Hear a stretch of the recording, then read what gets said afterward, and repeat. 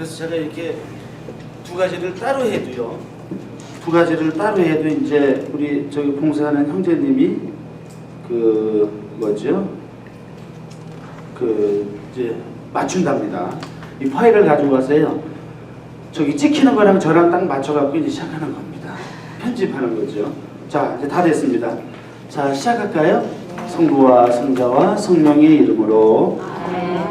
하늘에 계신 우리 아버지, 아버지의 이름이 거룩히 빛나시며 아버지의 나라가 오시며 아버지의 뜻이 하늘에서와 같이 땅에서도 이루어지소서. 오늘 저희에게 원하는 것을 주시고 저희에게 잘못한 저희가 용서하오니 저희 죄를 용서하시고 저희를 유혹에 빠지지 않게 하시고 악에서 구하소서. 본당 주보이신 성 김대건 안드레아와 성 정화성 바오로와 한국의 103위 성인 성녀들이여 성부와 성자와 성령의 이름으로. 네, 이제 드디어 그 이제 본문 공부를 이제 오늘부터 시작할 거고요. 이제 그 만우와 공동체는 다음 주 금요일 날 오늘 똑같은 강의가 있을 겁니다. 그리고 아까 말씀드렸듯이 마우이에서 이미 봤다고 얘기해서 막 굉장히 고마워합니다. 그래서 거기는 제가 직접 와서 갈 수도 없고 가서 할 수도 없고 와서 들을 수 없으니까 홈페이지를 통해서 이렇게 봤는데요. 여하튼 잘 됐죠? 그 화면도 잘 나오고 소리도 잘 나옵니까? 네. 잘 됐습니다. 그래서 제가 또 아는 어떤 신자분 한국에 있는 분들이 어떻게 또 알고 문자 보냈습니다. 제가 강의한다니까 또 거기서 한번 본대요. 그래서 부담이 엄청 됩니다. 지금 국제적으로 적어도 두 나라는 이게 되는데요. 자, 오늘은 이제 처음 시작으로 마테오 복음 입문부터 시작하겠습니다. 국쪽에 보면 마테오 복음이 어떤 복음이냐에 대해서 먼저 얘기를 하고 있습니다. 일단 마테오 복음 사가는 일단은 유대인 출신 사도로서 유대인들에 대해서 일단 관심이 많았습니다. 그래서 마테오는 나름대로 유다인의 전통이나 또 유다인들의 관계에 대한 여러 가지 것들을 이렇게 언급하는 것이 다른 복음에 비하면 더 두드러진다고 할 수 있겠습니다. 그런데 이제 기본적으로 예수님처럼 또 예수님의 제자였으니까 유다교에 대해서 비판적인 태도를 갖습니다. 왜 그러냐면 이 유대교가 예수님의 가르침 이걸 갖다가 부정적으로 보고 그 예수님의 말씀을 안 들었기 때문에 또 예수님이 말씀하신 것 자체가 유대교에서 뭔가 잘못되는 부분에 관해서 예수님께서도 말씀을 하셨죠. 그죠? 율법은 예수님이 존중하시지만 율법을 새롭게 해석하시기도 하고 어떤 건 폐지도 했습니다. 이런 또는 이제 마지막에 새로운 계명을 주시면서 예수님의 새로운 율법도 주신 것이 일종이에요. 이런 기본적인 예수님의 태도와 마찬가지로 마테오 복음사가도 복음서 전체를 보면 유대인들의 어떤 부정적인 측면에 대해서 비판을 하고 있습니다. 여기 본문을 보면 1번이라고 한 부분 밑부분에 마테오는 유대교도들에게 던져진 똑같은 말로서 가라지와 같은 악한 그리스도교 신자들을 신랄하게 비꼬집고 있으며 또한 똑같은 징벌로서 경고하고 있다라고 이렇게 말하면서 아울러 뭘 얘기하냐면 그리스도교인들에 관해서도 이미 마테오복음사가는 비판적인 태도를 갖는 겁니다. 그러니까 유대인들 뿐만 아니라 그리스도교인들에 대해서도 잘못된 부분, 특히 예수님께서 처음에 복음 선포한 곳은 어디였습니까? 이스라엘이죠.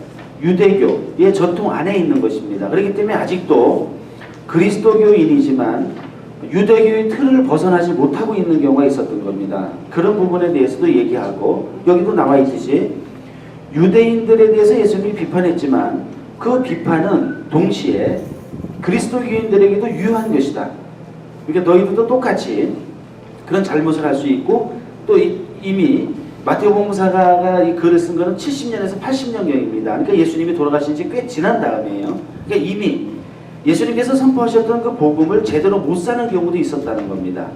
일종의 새로운 유다인이 되는 것이죠. 예수님은 그걸 바라신 게 아닙니다. 새로운 어떤 권력, 구원에 관한 권력이나 어떤 구원에 대한 어떤 독보적인 어떤 그런 위치를 다시 갖는다면 그거는 다시 유대교가 되는 것이죠. 그렇기 때문에 특히 유대인 출신들이 많은 상황에서 유대교에 대한 비판과 더불어서 그리스도교에 대한 비판도 함께 있었다는 겁니다. 이 점을 마태복음서 전체에서 이렇게 볼 수 있다는 겁니다. 그러니까 일단은 먼저 여기 보면 하느님께서 너희에게서 하느님의 나라를 빼앗아 이렇게 얘기할 때 이거는 유대인들을 향해서 얘기하는 겁니다. 너희들도 제대로 예수님을 받아들이지 않으면 빼앗길 것이라는 경고의 말씀, 또 하느님 나라의 상속자들은 바깥 어둠 속으로 쫓겨나 거기서 울며 이를 갈 것이다. 이것도 역시 유대인을 향해서 마태복음사가가 예수님의 말을 빌려서 이렇게 전해주고 있는 내용이라고 할 수 있고, 밑에 부분들은 한번 읽어보셨죠? 여기 읽어보셨으면 아시겠지만 마태복음 7장 5절에서는 들보에 관한 얘기를 합니다. 네 눈에 있는 들보 먼저 빼라. 이 말씀을 하시는 것은 그리스도교인들을 향해서 하시는 말씀이라고 할 수 있고, 그 다음에 24장 51절 여기는 달란트에 관한 비유, 달란트를 늘리지 못한 것에 대해서 예수님께서 판단하시는 그런 부분들이 나오고요. 그 다음에 7장 19절 여기 보면 좋은 열매를 맺지 못하는 나무는 그 불에 던져질 것이다 라고도 얘기하시고, 또 7장 21절부터 23절은 주님 한다고 다 하느님 나라는 것이 아니다 라는 말씀을 하고 있고, 그 다음에 18장 23절부터 35절은 탕감받은 종이 많은 돈을 탕감받았는데 좀 적게 빚진 그 동료를 굉장히 모질게 대하잖아요. 이런 것들이 다 그리스도교인들을 향한 어떤 비판적인 시각을 갖고 있다라고 얘기하는 겁니다. 그러니까 첫 번째는 전체적으로 볼 때 일단 유대인들에 대해서 마태복음사가는 일단은 굉장히 관심을 갖는다는 것과, 중요한 것은 복음서는 누구를 위해서 쓰는 겁니까? 그리스도교인들을 위해서 쓰는 것이죠. 거기에서 이 복음사가가 그런 잘못된 부분에 대해서 아울러 언급하고 있다라고 말씀드릴 수 있습니다. 두 번째는 이방인들을 향해 열려있는 복음서다라고 얘기합니다. 이 유대인들에 대해서 관심이 물론 있지만 결국에는 하느님의 구원, 예수님의 복음은 전 이방인들을 향해 가야 된다는 입장을 아울러 취하고 있는 것이죠. 그러니까 유대인들만 머물면 그건 그리스도교가 아니죠. 그러니까 유대인뿐만 아니라 이방인들에 대해서도 관심을 갖고 그렇게 복음을 저술한다라고 얘기하고 있습니다. 여기 10쪽을 보면은요, 맨 위에 줄 예수님을 경배하러 왔던 첫 사람들이 누구였습니까? 동방박사, 동방에서 온 거 아니겠습니까? 그 다음에 초대된 이들은 길거리의 모든 사람들이었다. 그러니까 이게 어떤 비유에 나오죠. 혼인잔치에 안 오니까 어떡합니까? 길거리는 모든 사람을 다 데리고 와라. 이 말은 이방인을 향한 이 복음의 그 어떤 방향성이다 이렇게 얘기할 수 있습니다. 그 다음에 세상의 모든 민족들이 또 구원받을 것이라는 언급을 합니다. 여기 보면 26장 13절 보면 향유를 부은 여인에 관한 이야기가 나오는데 그 끝부분에 보면 뭐냐면 이 이야기가 전해지는 세상 모든 곳에서 이 여인을 기억할 것이다 이렇게 얘기합니다. 그 말은 뭡니까? 복음이 온 세상에 퍼져서 예수님 다리에 향유를 부어서 발랐던 그 여인의 이 일이 전 세계 사람들에게 알려질 것이다 라는 표현 자체가 바로 이방인들을 향해서 이 복음이 전파될 것이라는 것을 얘기하는 것이라고 할 수 있겠습니다. 그 다음에 여기 쭉 읽어보면 또 그런 내용들이 나오죠. 동쪽과 서쪽에서 모여들 것이다. 그 다음에 예수님을 따르는 수많은 군중이라는 표현이 있는데 이 마태복음에서 몇 번 언급된다고 합니까? 40회나 언급될 정도로 이 수많은 군중, 즉 많은 사람들에게 복음이 또 구원이 이렇게 열려 있다는 내용이고요. 그 다음에 이방인들의 집단적인 입교, 여러 지역에 언급이 되고 있습니다. 거기 보면 읽어보시죠, 그죠? 어느 지역 사람들이 예수님을 믿게 되었다 이런 내용이 나온 걸 보면 바로 이방인들에 대해서 이제 열려져 있는 복음이다라고 할 수 있겠습니다. 또 특히 백인 대장의 신앙 고백, 또 가나안 여인, 이 가나안 여인은 이방인을 얘기하는 겁니다. 또 십자가 아래서 예수님을 지키고 있던 백인 대장이나 그와 함께 있던 사람들이 이렇게 이분이 정말 하느님의 아들이셨구나 라고 고백하는 이런 내용들을 보면 이방인들에게 열려져 있는 복음이다 라고 할 수 있겠습니다. 자, 여기까지 하고요. 읽어보셨습니까? 성서 구절이요? 예, 성서 구절. 그래서 제가 성서 구절 읽어보시라고 말씀드리는 겁니다. 지금 여기 나와 있는 말 자체는 되게 좀 딱딱하죠, 그죠? 말 자체가 좀 개념적인 말들입니다. 그러니까 제가 읽어보시라고 하는 거는 제가 지금 그 복음서 내용들을 지금 일부러 조금씩 어떤 복음서라는 거를 제가 알려드리는데 그 정도 언급 갖고는 뭔지 잘 모르실 수 있죠, 그죠? 예, 그렇기 때문에 한번 가능하면 읽어보시라는 겁니다. 집에서 이 말씀이 그런 의미로 쓰여진 거구나 하는 걸 알 수 있다는 뜻이에요. 근데 지금 제가 그걸 일일이 다시 다 읽으려면 시간이 오래 걸리겠죠, 그죠? 그래서 제가 지난번에 오리엔테이션 할 때도 미리 말씀드렸듯이 양이 많은 게 아니거든요. 양이 많은 게 아니기 때문에 한번 읽어보실만 합니다. 읽어보시고 성서를 읽기 어려우시면 요즘엔 참 좋은 게 또 있습니다. 저도 사실은 어떨 때는 성서를 꼭 읽어보는 경우가 있습니다. 읽어보고 있는데 휴대폰에 보면 굿뉴스라는 모바일 웹이 있죠. 거기 보면 굉장히 성서를 빨리빨리 찾아서 읽을 수 있는 방법이 있어요. 아시죠? 예, 그거 나중에 한번 확인해 보세요. 그러면 저도 이게 준비하면서 성서를 옆에 놓고 성서를 꼭 봐야 될 때가 있습니다. 주석이나 이런 거 있으면 보지만 그냥 구절만 볼 때는 이걸 갖다가 얼른 찾아보는 겁니다. 이거는 성서를 막 읽는다기보다는 이렇게 참고하기 위해서 이렇게 읽는 거잖아요. 굉장히 편합니다. 이것도 한번 해보십시오. 우리 야구공제님 우리 혹시 친정들 모르시면 알려주세요. 예, 그래서 이거 한번 굉장히 편합니다. 그래서 읽어보시면 좋다는 뜻은 지금 제가 이거를 다 일일이 다 읽어드릴 수가 없다는 겁니다. 예, 그러니까 꼭 읽어보시면 훨씬 제 강의 내용이 이렇게 이해가 쉽고 집에서도 이해가 쉬운 겁니다. 이렇게 읽어보시면. 그 다음에 세 번째는 마태복음은 오늘날의 우리들을 위한 복음서이다라고 이렇게 얘기하고 있습니다. 여기 맨 끝에 보면 예수님은 오늘날에도 교회를 통해 활동하고자 하신다. 이것이 초대교회의 복음이었다.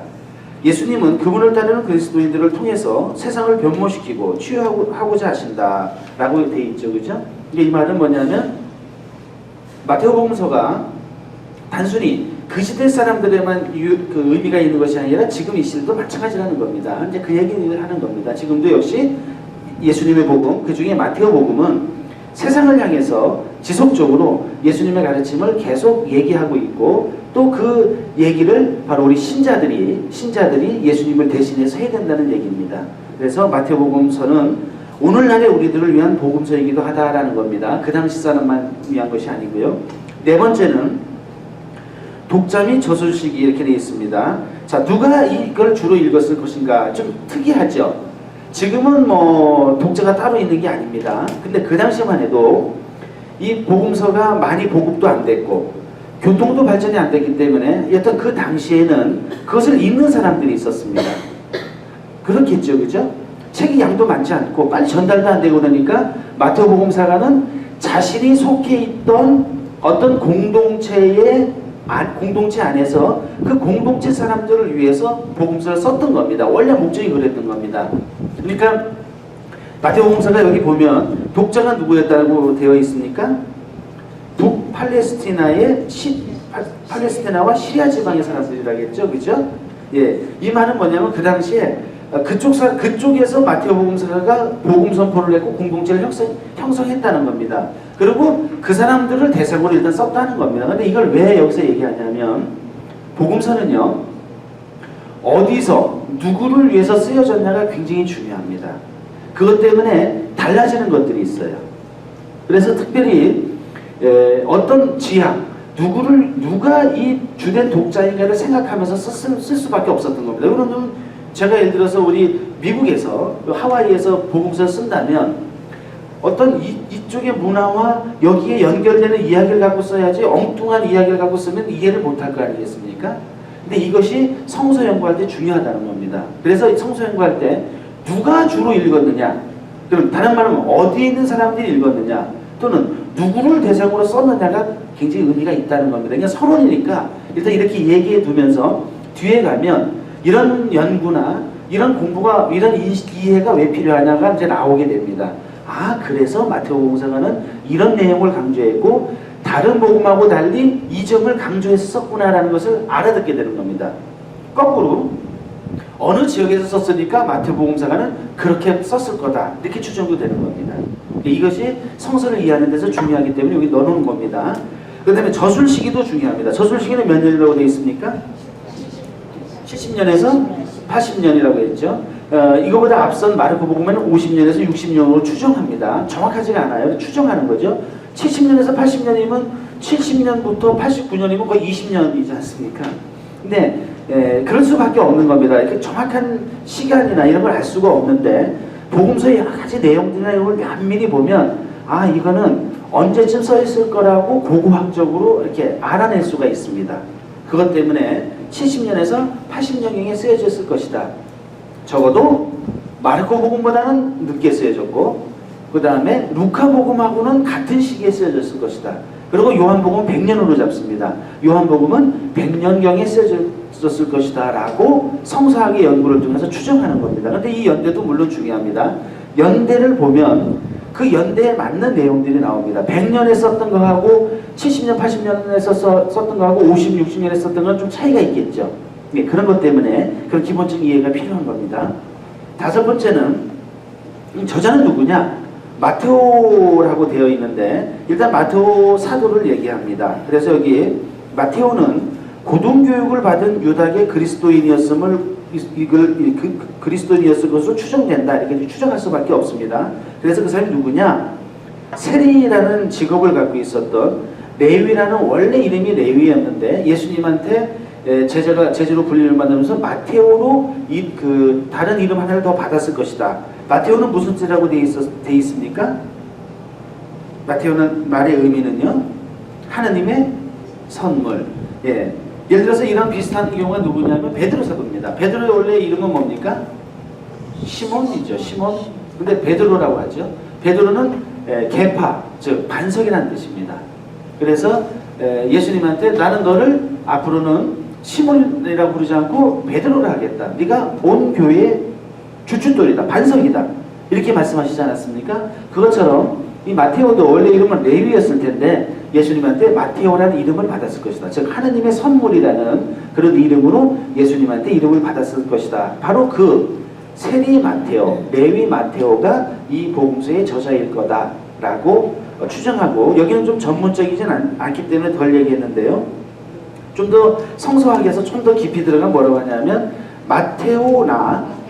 마테오의 제자들일 것이다 이렇게 얘기하는 겁니다. 자, 70년대 80년 되면 예수님이 33년에 돌아가셨다고 치면은요. 그때 다 예수님보다 나이가 많았거든요. 그럼 34살이라고 치더라도 몇 년이 지난 겁니까? 80년이면 40년이 더 지난 겁니다. 그러면 80세 가까이 된 겁니다. 그 당시 80세 잘 살 수 있겠습니까? 네. 그랬을 때 마테오복음 사가의 사도의 기본적인 생각이 있으면서 그 제자들이 연결해서 이렇게 썼을 것이다. 덧붙이고 하면서 썼을 거다. 그리고 그 당시 그 마테오복음 사가가 중심이 됐던 그 공동체의 여러 가지 사건들하고 연결되면서 독특성을 갖고 추가됐을 것이다. 이렇게 추정하는 겁니다. 그래서 마테오라고 하면 좀 애매한 게 있죠, 그죠? 나이가 상당히 많이 들었을 때 저술했다는 뜻입니다. 그러니까 이거는 마테오와 그 마테오의 사상을 따르는 제자들이라고 이제 이렇게 표현하기도 합니다. 네, 이건 좀 더 제가 여기 책에는 안 나오지만 좀 더 그 70년, 80년은 벌써 의문을 딱 가지실 것 같아요. 나이가 몇 살인데 그때 썼을까? 살아있을지도 죽었을지도 모르는데요. 그렇다는 걸 참고적으로 말씀드리고, 자, 이거는 서론입니다. 그러니까 이제 우리가 마태복음을 이해하기 위해서 그냥 아주 간단하게 지금 말씀드린 겁니다. 원래는 서론은 몇 시간 걸쳐서 해요. 그러면 이 마태복음 전체를 이해하면 그 자체로 마태복음을 많이 이해한 거기 때문에 마태복음을 세세하게 공부할 때 더 잘 이해할 수 있기 때문에 서론을 좀 길게 하는데요. 우리는 그 정도까지는 아니니까 일단 서론을 여기서 마치고요. 이제 본론으로 들어가겠습니다. 자, 본론은 이제 메시아 시대에 관한 이제 서막, 이제 막이 열린다는 뜻인데 마태복음 1장 1절부터 17절이 무슨 내용입니까? 족보에 관한 얘기죠, 그죠? 족보. 예수님의 족보가 나옵니다. 그래서 이 족보에 관한 이제 우리가 공부를 하기 전에 이 앞부분에 관한 조금의 선언을 작은 선언을 하나 말씀드리겠습니다. 자, 마태복음 사가는 1장 1절부터 4장 11절까지 복음서의 서론에 해당하는 부분을 기록하였다. 여기서는 어떤 내용이냐면 예수님께서 본격적인 선교 활동 또는 사목 활동, 복음 선포 활동을 시작하기 전까지의 탄생과 준비 과정을 기록하고 있다라고 얘기하고 있습니다. 그러면서 그 준비 과정을 얘기하면서 맨 처음에 뭘 얘기합니까? 족보를 얘기합니다. 자, 이 족보를 얘기하는 것은 어떤 개인적인 사람이 자신의 그 어떤 그 조상부터의 어떤 전통이나 이런 걸 갖다 강조하려는 것이 아니라 궁극적으로 말하면 이 족보를 쓴 이유는 이렇습니다. 일단 예수님이 궁극적으로는 누구랑 연관되는 겁니까? 궁극적으로는요. 하나님 아버지. 본인이 아버지라고 부르는 하나님 아버지인데 그 하나님 아버지께서 구원의 역사를 이루셨는데 그 구원의 역사를 어느 민족을 대상으로 주로 하셨습니까? 이스라엘 민족을 대상으로 했죠. 그 이스라엘 민족의 역사가 있습니다. 인류 최초의 첫 조상은 누굽니까? 아담이죠. 아담과 하와 또는 이브. 아담과 하와부터 쭉 내려온 거 아니겠습니까? 그런데 이게 인류의 그 족보라고 할 수 있는데 마태복음서가는 아담부터 시작하진 않았죠. 그죠? 아담부터 시작하진 않고 그 아브라함부터 시작을 했습니다. 왜냐하면 이스라엘 민족, 그러니까 인류 전체의 시조는 성서에 의하면 아담인데 이스라엘 민족의 시조는 누굽니까? 아브라함이죠. 아브라함부터 기록을 해 나가는 겁니다. 그러니까 아담부터 언급하는 내용도 있습니다. 좀 더 뒤에서 이제 읽어보셨으면 알겠지만 아담부터 올라가죠. 아담부터 시작하죠. 그래서 이렇게 쉽게 말하면 아담부터 쭉 이렇게 족보를 설명하는 성서 구절이 있는 거 여기 기록해 놨죠. 그죠? 근데 이 마태복음은 아브라함부터 시작합니다. 왜? 그것이 이스라엘 민족의 본격적인 구원의 역사의 본격적인 시작이기 때문에 거기서부터 이제 족보를 갖고 시작하게 됩니다. 여기 보면 그 15쪽에 보면 맨 밑부분이 있죠. 그죠? 여기 나오는 예수님의 족보는 창세기 5장 1절부터 32절의 족보와 역대 상권 2장, 에스라기 2장, 또 루카 복음 3장 23절에서 38절 등에 나오는 신구약 성경의 족보를 염두에 두고 비교하며 연구하는 것이 필요하다. 이렇게 되어 있습니다. 자, 이거 한번 읽어보셨습니까? 읽어보셨으면 재밌었을 거예요. 예, 재미있을 수 있습니다. 집에 가서 나중에 읽어보세요. 자, 창세기 5장 1절부터 32절은 뭐냐면 아담부터 노아까지의 족보가 나옵니다. 아담부터 노아 때 큰 홍수가 일어나서 다 멸망했다겠죠. 노아 때고요. 그래서 아담부터 노아, 그리고 노아의 아들 셈, 함, 야펫까지만 나옵니다. 이 창세기에는요.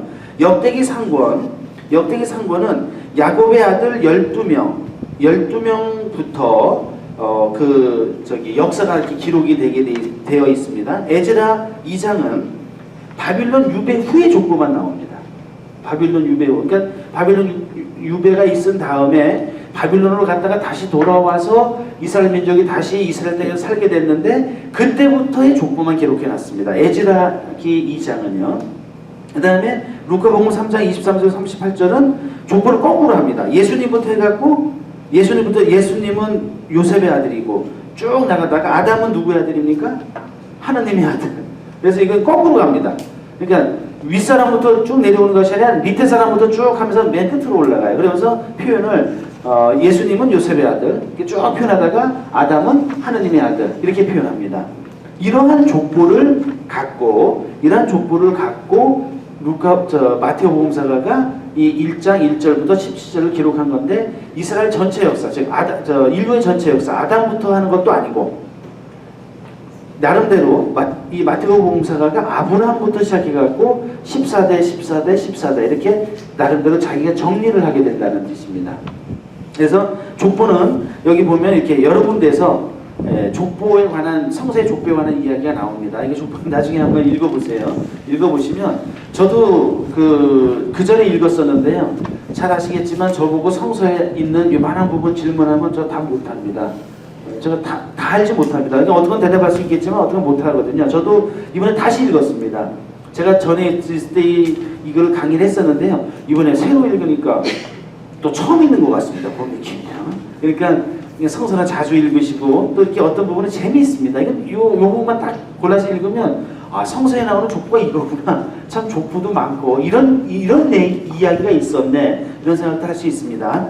예, 여튼간에 그렇습니다. 그러면서 이제 본격적으로 1절부터 이제 시작하게 됩니다. 자, 1절 보면 다윗의 자손이시며 아브라함의 자손이신 예수 그리스도의 족보하고 시작합니다. 자, 여기서 아브라함의 다윗의 자손이며 아브라함의 자손인 예수 그리스도 족보라고 이렇게 하는 의미는 유대 혈통, 유대교의 혈통을 이어서 예수님이 구원자로 오셨다는 것을 이야기하는 겁니다. 잘 아시겠지만 다윗의 자손이면 성서에서 다윗의 자손이면 단순한 다윗의 자손이라는 의미도 있지만 또 어떤 의미가 있습니까? 다윗의 후손 또는 다윗의 자손, 누구를 얘기하는 거였습니까? 메시아를 얘기하는 겁니다. 구약 성서 이스라엘 사람들에게 있어서 다윗의 후손 하면 누구냐? 그냥 다윗 다음에 후손을 얘기하는 게 아니라 고유하게 메시아를 의미하는 것도 있었던 것입니다. 그러니까 여기서 이렇게 나오죠. 다윗의 자손이시며, 자, 이 말은 메시아라는 말입니다. 또 아브라함의 자손이신, 즉 이 말은 뭐냐면 이스라엘 민족의 그 전체적인 역사 안에 예수님이 태어나셨다는 것을 같이 얘기하고, 아브라함부터 시작했던 이스라엘의 역사는 곧 아버지 하느님, 예수님께서 아버지라고 부르시는 그 아버지 하느님의 무슨 역사입니까? 구원의 역사입니다. 그 구원의 역사와 연관해서 예수님이 오셨다는 겁니다. 즉 예수님은 메시아로서 이스라엘뿐만 아니라 온 세상을 구원하시기 위해서 오신 분이다. 그분의 족보는 이렇다라고 1절에서 선언하는 겁니다. 그러니까 족보를 일부러 이렇게 한 이유는 뭐냐?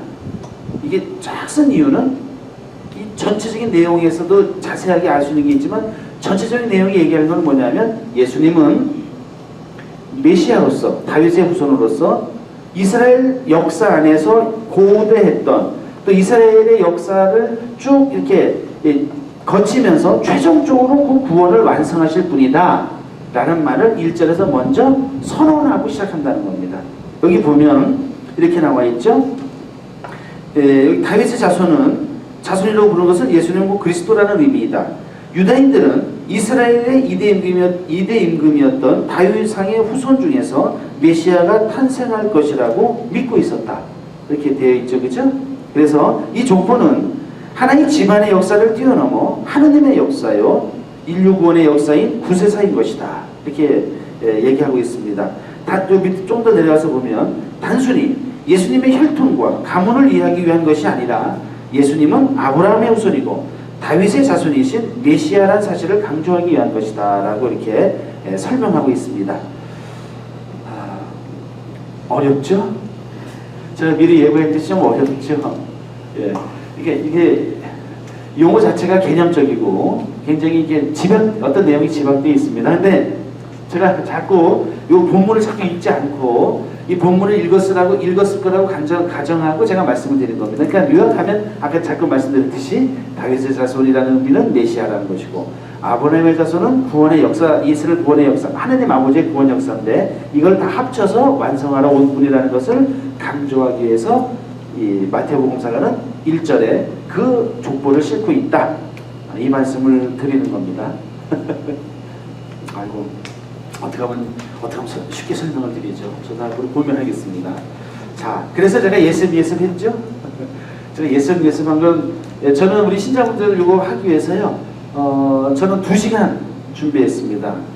적어도 2시간. 왜 그러냐면 제가 이번에 30페이지까지 다 준비 안 했거든요. 어디까지 했냐면 19쪽까지만 했습니다. 제가 쭉 준비하다 보니까 다 나갈 수도 없고 양도 너무 많아서 일단 준비하고 했지만 제가 19쪽까지 하는데 2시간 이상 걸렸습니다.